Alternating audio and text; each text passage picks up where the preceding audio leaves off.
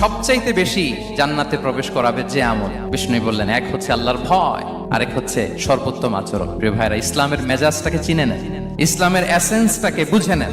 আমরা ভালো আচরণকে গুরুত্ব দিতে চাই না।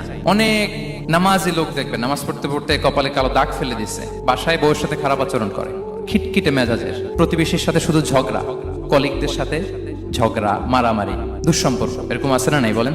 আছে না? কিন্তু নামাজি, অনেক বড় হাজি, একদিনও কোরআন তেলাওয়াত মিস হয় না।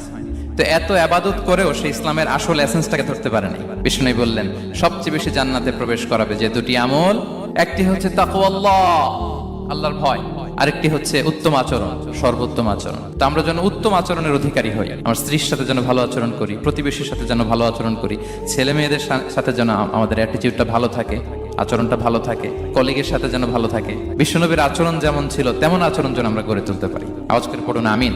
সুনানে আবু দাউদের এক